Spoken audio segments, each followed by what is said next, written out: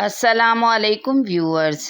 غوث اعظم شیخ عبد القادر جیلانی رحمۃ اللہ علیہ اپنے زمانے کے سب سے بڑے اولیاء اللہ میں سے تھے۔ آپ اس وقت کے سپر پاور یعنی عباسی حکومت کے دارالخلافہ عرس العباد بغداد میں رہائش پذیر تھے۔ آپ رحمۃ اللہ علیہ نجیب الطرفین سید تھے۔ جس طرح آپ کی ہر بات عجیب ہے، وہیں آپ کے والدین کی شادی کا معاملہ بھی عجیب بات میں شمار ہوتا ہے۔ آپ کے والد محترم ایک دفعہ دریا کے کنارے تشریف لے جا رہے تھے کہ انہوں نے دیکھا کہ ایک سیب بہتا ہوا آ رہا ہے۔ آپ نے اسے کھا لیا۔ پھر آپ کے دل میں خیال آیا کہ اس سیب کا مالک کون ہے اور میں نے اسے بغیر اجازت کھا لیا۔ یہ خیال آنا تھا کہ آپ دریا کے اس سمت چل پڑے جس طرف سے یہ سیب بہتا ہوا آ رہا تھا۔ 3 دن متواتر چلتے رہے، تب کہیں جا کر آپ کو ایک باغ نظر آیا جس میں سیب کے درخت لگے ہوئے تھے اور ان کی پھلوں سے لدی شاخیں دریا پر جھکی ہوئی تھیں۔ آپ کو اندازہ ہو گیا کہ سیب یہیں سے بہتا ہوا آیا ہے۔ آپ نے اس باغ کے مالک سے سیب کھانے کی اجازت چاہی۔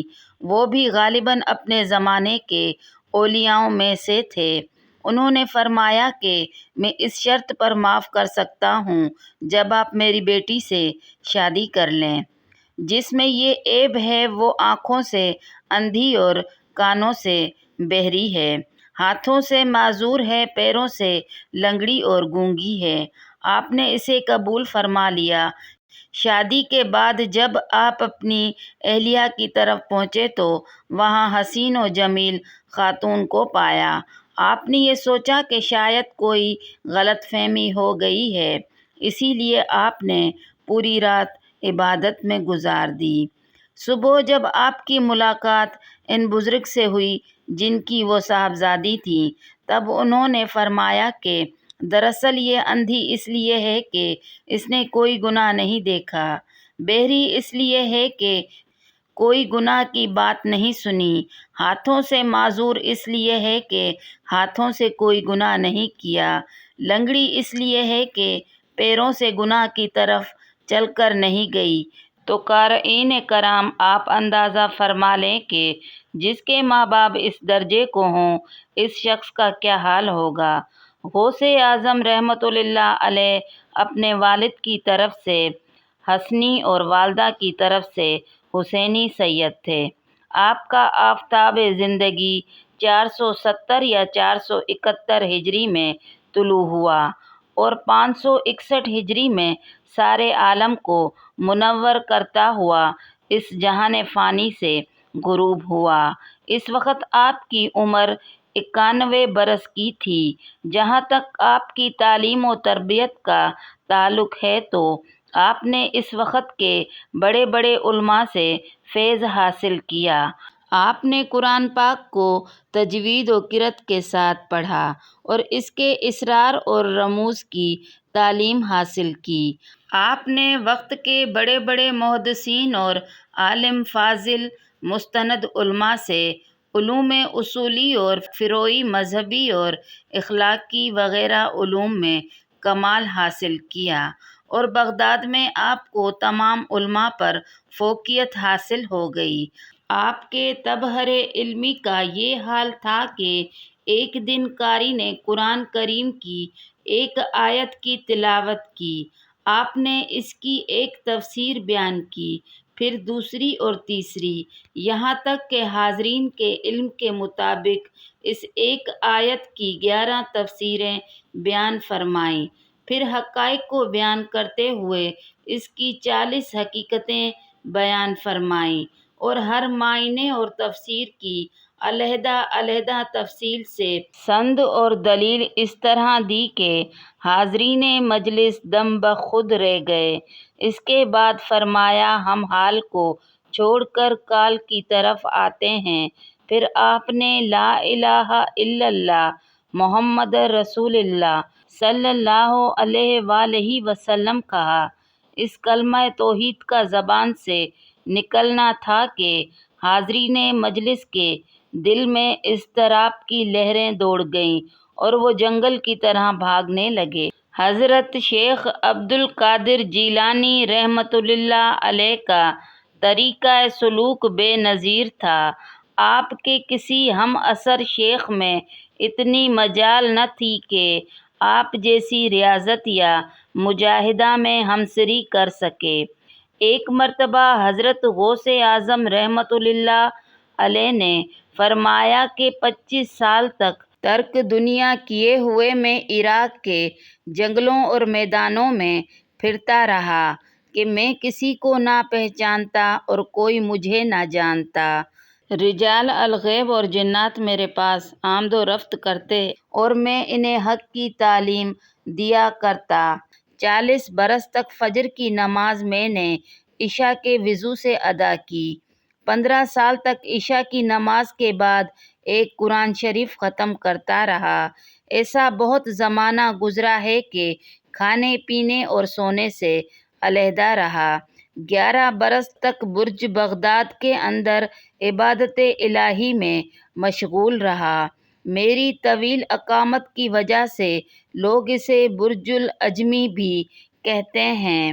برج بغداد کے قیام عبادت کے زمانے میں اللہ سے عہد کرتا رہا کہ جب تک غیب سے کھانا نہ ملے گا نہ کھاؤں گا۔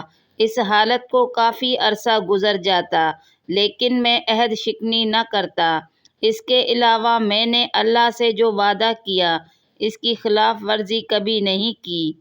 ایک مرتبہ لوگوں نے حضرت غوث اعظم رحمۃ اللہ علیہ سے پوچھا کہ آپ کو یہ کیسے معلوم ہوا کہ آپ ولی اللہ ہیں؟ آپ نے فرمایا کہ میں 10 برس کا تھا، گھر سے مدرسہ جاتے وقت دیکھتا تھا کہ فرشتے گویا میرے ساتھ چل رہے ہیں۔ پھر مدرسے میں پہنچنے کے بعد فرشتے دوسرے لڑکوں سے کہتے کہ اس لڑکے کو جگا دو، یہ ولی اللہ ہے۔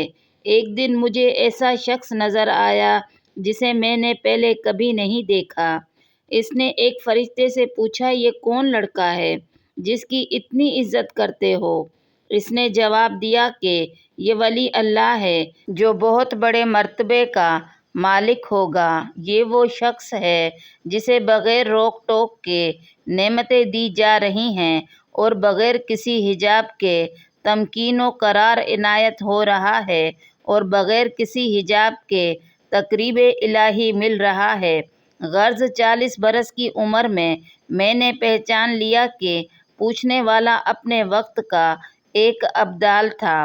حضرت غوث اعظم رحمۃ اللہ علیہ فرماتے ہیں کہ ابتدائی زمانے میں سوتے جاگتے مجھے کرنے کے کام بتائے جاتے تھے اور مخلوقات سے علیحدہ رہنے کا حکم ملتا رہتا تھا۔ ایک مرتبہ قوت گویائی نے مجھ پر اتنا غلبہ کیا کہ میں بے اختیار ہو گیا اور خاموش رہنے کی قوت میرے ہاتھ سے جاتی رہی۔ پھر میرے پاس 2-3 آدمیوں نے آ کر مجھ سے بات چیت کی جو پس پردہ میری گفتگو سنا کرتے تھے۔ اس کے بعد میرے پاس لوگوں کا اتنا ہجوم ہو گیا کہ میری نشست گاہ میں ان کے بیٹھنے کے لیے گنجائش نہ رہی۔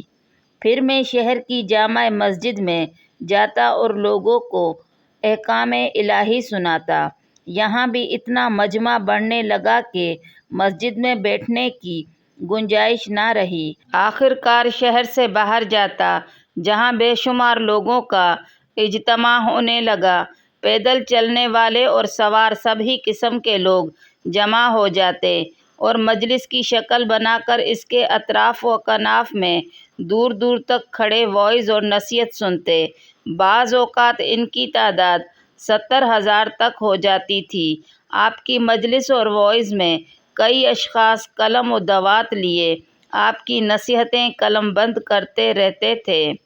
حضرت شیخ عبد القادر جیلانی رحمۃ اللہ علیہ سے بہت زیادہ کرامتیں ظاہر ہوئیں جو تواتر سے ثابت ہیں۔ شیخ مجدد الف ثانی رحمۃ اللہ علیہ اپنے ایک مکتوب میں یہ فرماتے ہیں کہ اس کا سبب یہ تھا کہ حضرت شیخ عبد القادر جیلانی رحمۃ اللہ علیہ مقام روحانی پر فائز تھے اور اس پر ہمیشہ رہے، اسی لیے ان سے بہت زیادہ کرامتیں ظاہر ہوئی ہیں۔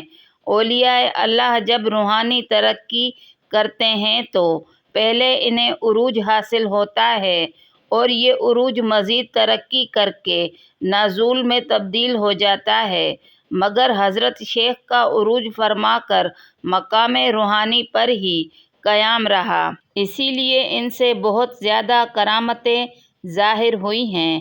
یہ چھوٹا سا مضمون ان کی کرامتوں کو بیان کرنے سے قاصر ہے۔ قادری سلسلے کے بانی شیخ عبد القادر جیلانی رحمۃ اللہ علیہ ہیں۔ یہ سلسلہ ہندوستان اور پاکستان یعنی بر صغیر میں کافی مقبول رہا ہے، گو کہ آج کل قادری سلسلے کی تعلیمات اور چشتی سلسلے کی تعلیمات میں کچھ فرق نہیں رہا اور یہ آپس میں مل گئی ہیں، لیکن پھر بھی اس کی ایک شان ہے۔ شاہ ولی اللہ اپنی کتاب ہمات میں فرماتے ہیں کہ حضرت غوث اعظم نسبت اویسی رکھتے ہیں، ان کی اس نسبت کے ساتھ نسبت سکینہ کی برکات بھی ملی ہوئی ہیں۔ حضرت غوث اعظم رحمۃ اللہ علیہ کی نسبت کی تفصیل یہ ہے کہ اللہ تعالیٰ نے سب سے پہلے جو چیز بنائی ہے اسے شخص اکبر کہتے ہیں، اسے انگریزی میں یونیورسل مین کہتے ہیں۔ یہ ترجمہ ڈاکٹر غلام حسین جلبانی نے شاہ ولی اللہ کی کتابوں سے لیا ہے۔ جس شخص کو یہ نسبت حاصل ہوتی ہے وہ شخص اس نقطۂ تجلی کا محبوب و مقصود بن جاتا ہے۔ غرض جب اس کی نسبت کا حامل اس تجلی کا محبوب ٹھہرا تو اس محبوبیت کی وجہ سے یہ نسبت رکھنے والا سب کا محبوب و مقصود بن جاتا ہے۔ اس پر تجلیات الہی میں سے ایک تجلی کا فیضان ہوا۔ یہ تجلی جامع ہوتی ہے چونکہ نفوس افلاک، ملائکہ اعلیٰ اور ارواح کاملین کی محبت اور شفقت سے اسی نقطے کے ضمن میں آتی ہیں، اسی لیے یہ نسبت رکھنے والا شخص قدرت الہی کے ان چار کمالات یعنی ابداع، تخلیق، تدبیر اور تجلی کے یہ چار کمالات اس نظام کائنات میں مصروف عمل ہیں۔ چنانچہ اس تجلی کے طفیل اس نسبت رکھنے والے شخص سے بے انتہا خیر و برکت کا ظہور ہوتا ہے، خواہ وہ اس کمال کے اظہار کا قصد کرے یا نہ کرے اور اس فیض کی طرف اس کی توجہ ہو یا نہ ہو، گویا اس خیر و برکت کا یہ صدور ایک طے شدہ امر ہے۔ حضرت غوث اعظم رحمۃ اللہ علیہ کے طریقے کی مثال ایک ایسی ندی کی ہے کہ کچھ دور تو وہ زمین کی سطح کے اوپر بہتی رہی اور پھر وہ زمین کے اندر غائب ہو گئی اور اندر ہی اندر دور تک بہتی چلی گئی۔ اس نے زمین کے اندرونی حصے کو نمکناک کر دیا، اس کے بعد وہ دوبارہ چشمے کی شکل میں پھوٹ نکلی، پھر دور تک زمین کی سطح کے اوپر بہتی چلی گئی۔ یہاں شاہ ولی اللہ رحمۃ اللہ علیہ نے بڑے پیارے انداز میں یہ بات سمجھانے کی کوشش فرمائی ہے کہ کبھی آپ دیکھیں گے کہ قادری سلسلے کے بہت بڑے سارے اولیاء ایک ساتھ آپ کو ملیں گے اور کبھی آپ کو ڈھونڈنے سے بھی کوئی نظر نہیں آئے گا۔ اس طرح یہ سلسلہ پچھلے 1000 برس سے جاری اور ساری ہے اور اس کا فیض آج بھی جاری ہے۔ آپ کو یہ ویڈیو پسند آئے تو لائک کریں، شیئر کریں اور سبسکرائب کریں۔